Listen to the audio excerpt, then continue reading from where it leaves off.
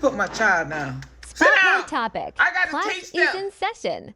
She's fine. She just like to be up under her mama. Okay. Hey, what's up? Class is in session. Did you hear the bell ring? When the bell ring, we got something to learn, okay? I'm in here The tonight. 6 steps we need to take to have a fruitful, prosperous, and I know peaceful y'all wonder what I'm existence. looking for. I'm looking to find out the mysteries of the universe and the keys to success. Tonight, our topic will be, y'all, being a mama, grandma. I'm a mama I'm a mother to my child in my mid-40s. It's hard, y'all. I know she ain't got no clothes on. Don't call DCF on me, okay? I'm still learning, okay? But anyway, I was talking and I wasn't even recording myself. So let's do this again. Tonight's topic, we're going to be figuring out what do we need to do to have a fruitful life. Hold on one moment. There's something I'm looking at in the horizon. I don't stalk no more. I gave that up. Hold up. What? No. Oh, Lord. Oh, I know y'all say, what is baby girl looking for with her binoculars? I'm looking for the keys to success. I'm looking for what do I need to do to live a fruitful, prosperous life. Okay? So we're going to start off first by just acknowledging God. He's what wakes me up. Okay? Now let me tell y'all something. Because I don't need nobody coming for me. I get tired of this. I'm not taking God and stuffing him down nobody's throat. Okay? Hold on. I'm not trying to stuff God down y'all throat. What I'm trying to do, because see, I went to college, right? And so one of the classes I took was religions of the world. Okay? And I know there are over 5,000 religions in this world, okay? There's a lot of them. You know, I'm just a little old humble black girl from the United States. I grew up in Florida. My mom and them, I was a primitive Baptist. I was raised to go to church, put on guitar, sit down, eat some peppermint and be quiet, go over there to the altar, pray the way, and Lord gonna make it all right. I know that's the way y'all was taught to. And then other people. But let me just explain this to you. As you get older, you be like, well, mom and them said be good, but it ain't working for me. You know, you get tired of people say, baby, just pray about it. And I used to get tired of that.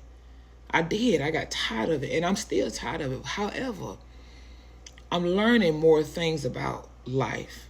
Okay? So let's get together and figure this out together. Let's learn with me, please. Learn. Hold on. Don't call me. I talk about, look, I know somebody gonna call me. Don't call me asking me about this. Don't ask me. If you ain't in class today, you won't get the answer tomorrow. Now let's get started. All right, one moment. Y'all know I like to share where I get my information from. So I'm gonna put the article up. Y'all go and reference, take notes if you need it. Take notes, put them on your wall, whatever you need to do. This is for the young, the old, whoever. Y'all know okay? I don't like to do this by myself. So yeah, here we go. 6 Steps to Fruitful Living. This was written by Kelly King in 2020. Okay, now this is what I will be referencing from my information from for the first part of our video tonight. So there you go, 6 Steps to Fruitful Living by Kelly King. Google it, you'll find her there. Guys, right. 6 steps are what we're going to be following. I'm getting mad, y'all, because I'm like going and having conversations and I'm not hearing record, so it's pissing me off. But anyway, this is 6 steps that we're going to reference to because this is going to be 6 steps we're going to have to fruitful living. I've given you the article already, so let's get started, all right?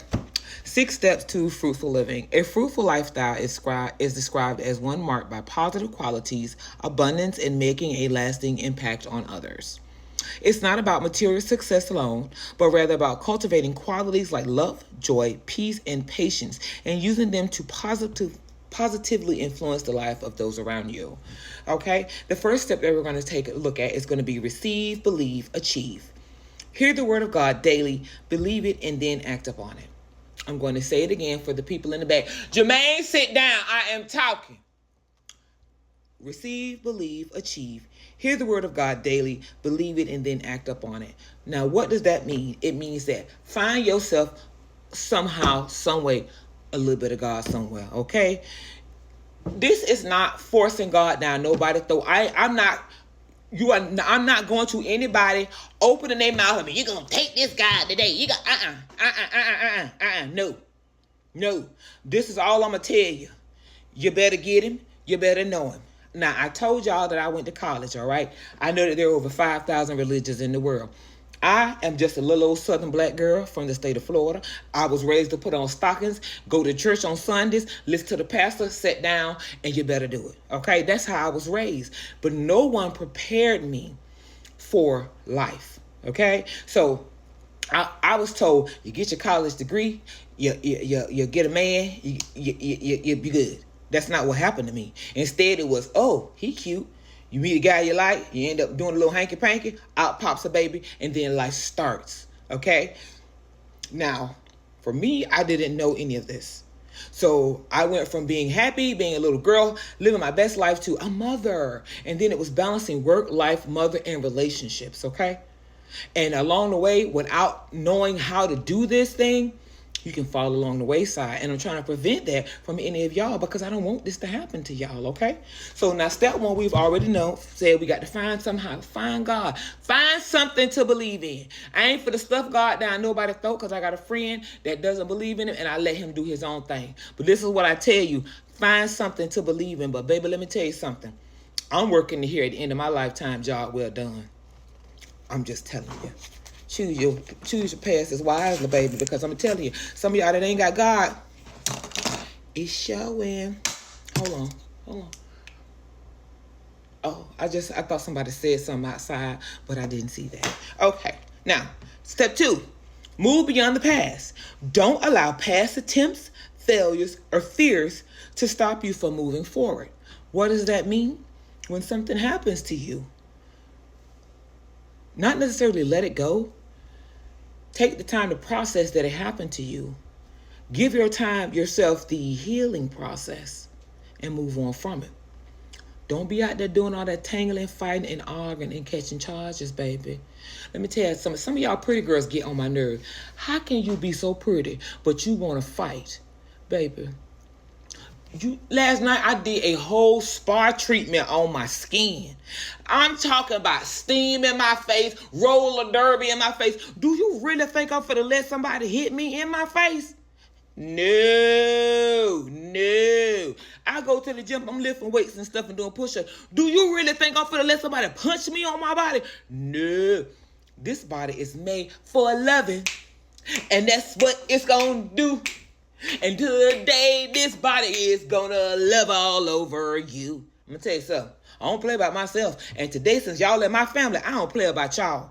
Don't let nobody be hitting on you. Don't be doing all that arguing. Be careful of the devil because he will send somebody your way to mess with you. And to any of y'all naysayers, look in the mirror and tell yourself that, because you see these ears right here?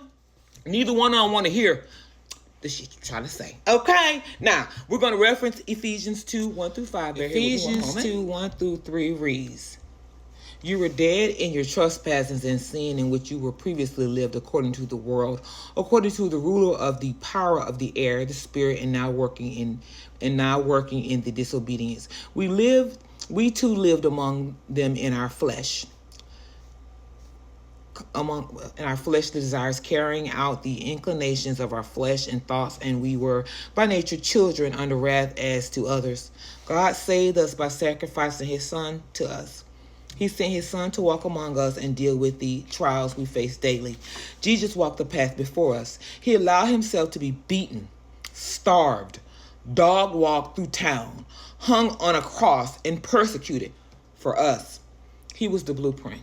Now, I'm starting to feel like that Jesus got a lot of haters, okay? And I say that because some of the people that live today don't appreciate even the story of him.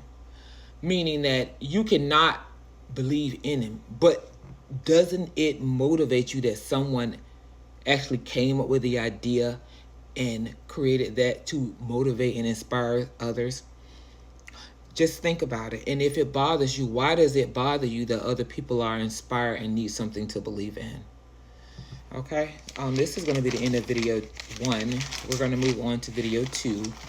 And stay with me because you won't be here all night. Okay, this is just about making sure that we're going to be fruitful and we're going to live prosperous lives. Okay? Mwah.